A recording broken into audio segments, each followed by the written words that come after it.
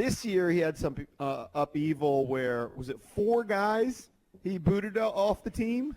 I think it was 3 4 guys. I don't know if it was 3 or 4. One of them chose to transfer, but right. Yeah, And they had some a lot of issues at G-Town. Right. A couple of them weren't big contributors, but a couple of them were. Kinjo was, yeah. And now he has this news where Mac McClung, who became the leading scorer for the team after the upheaval, averaged right around 16 points per game. He's probably best known for being a pretty spectacular dunker for a white guy, and he's a smaller guy. He had declared for the NBA draft. And a couple weeks ago, Patrick Ewing was doing an interview, I believe, with Andy Katz. Might have been on Andy Katz's podcast. Mm-hmm. And he was asked about McClung, and Ewing said, he's pulled his name out of the NBA draft, which McClung hadn't done at the time. And apparently that disconnect, the agent of McClung was upset that Ewing kind of outed him and said that he was going to pull his name out of the draft. It created some sort of disconnect there. And now McClung has indeed pulled his name out of the NBA draft, but he doesn't want to go back to Georgetown. Yeah, can't imagine that was all it was. I mean, I'm sure that didn't help, but I'm sure there was a disconnect even before that. I mean, I was kind of surprised when I first saw that he was going to enter the draft myself. I thought he was happy. He was the leading scorer. Now, the problem is Georgetown's program isn't in good shape right now, and Ewing hadn't been to the tournament yet in 3 years. It's just been so much turmoil in the last year. There has been a lot of turmoil. So, I was surprised when I saw that news. And then when he decided to transfer and take his name out of the NBA draft, I was even more surprised because I was under the impression he was happy there, but obviously not. Did he actually say that he was upset by the interview?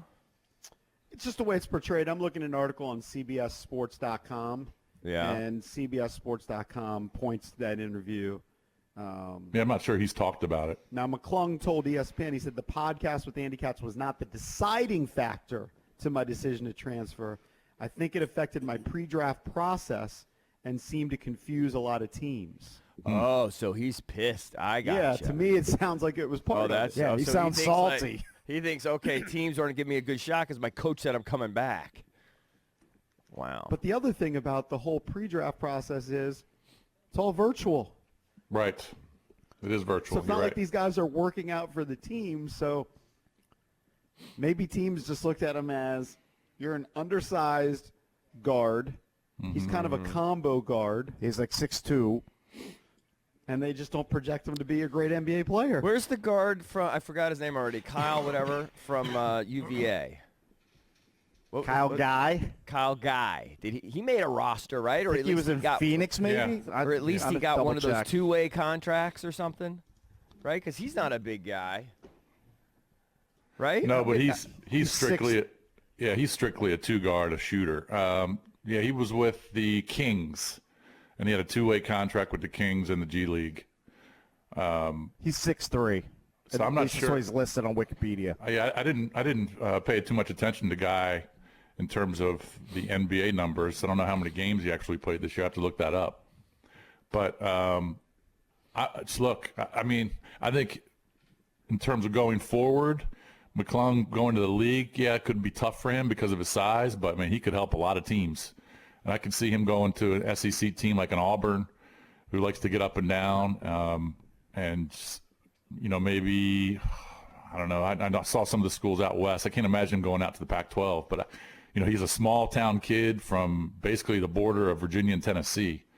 I don't know, maybe Virginia Tech is a spot he'd be looking at since that's close to his house, pretty close to his house. But that's interesting. Yeah, I don't know.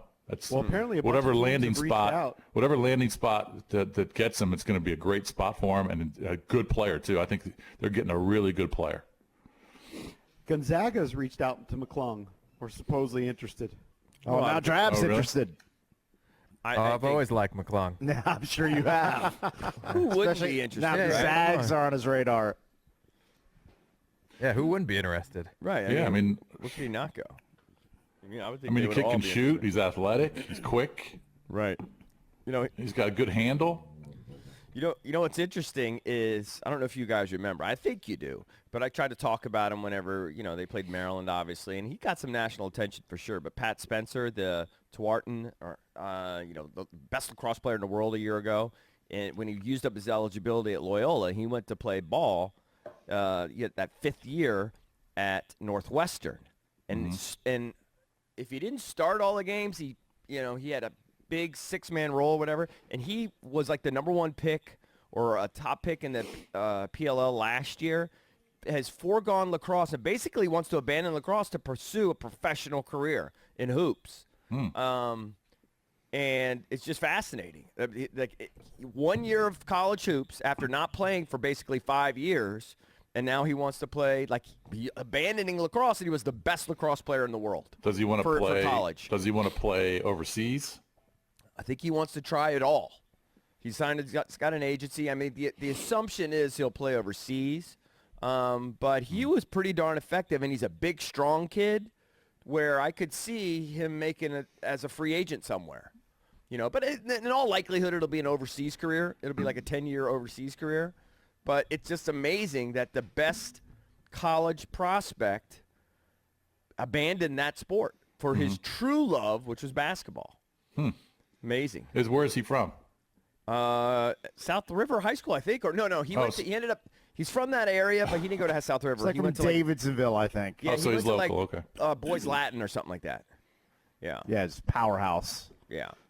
But the thing about Georgetown is, I mean, there's been some upheaval and there's been some turmoil with the kids transferring, but this is year 4, and Ewing is basically 500.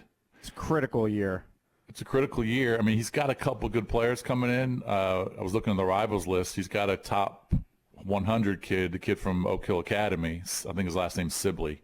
And then they've got a guard coming in from Chicago who's rated pretty high. But, yeah, I mean, he's got 5 kids coming in. I don't know how good these kids are, but yeah, you're right. It is a big year. It's just harder. It's for Patrick Because that's 4 years. If he doesn't go to the tournament this year and he ends, doesn't even go to any postseason tournament and he has a below 500 record, it's hard to fire Patrick Ewing at Georgetown. I get it, but there's going to be some whispers. Well, you would think it would have been hard to get rid of JT3 too.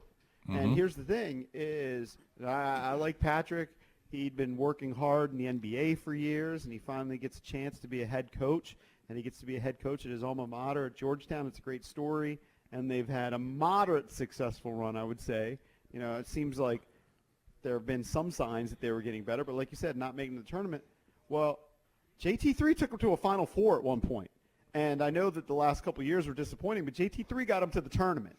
He did, but I think part of it, too, is Georgetown in 2020 and beyond I don't think it's ever going to be anything close to what it was in 1985 and, into the early 90s. I don't think they're ever going to be on that sort of level ever again. I think a lot of people think they should be. I don't think they're ever going to get back to that level because the Big East isn't what it used to be. Kids can go anywhere now and get seen on TV where they couldn't back in 1985 and 1986. I just think it's a tougher challenge at Georgetown now than it was 25 or 30 years ago, and you're seeing it with Patrick Ewing. Now, JT3 got a lot of years. He was there for a long time. And that's had some success. But sure. I don't know. I mean, maybe Ewing has some rope there where he's going to have 5-6 years to kind of put it together. But he'll have more than the average person for sure. Right. But I'd still say this is a big year. Now, he's got a lot of incoming freshmen, so maybe it's still considered rebuilding, and especially with all those guys leaving. But I don't know. We'll see what happens in the next couple of years. He can't have another sort of off-the-court scandal like that nonsense. He definitely can't have that.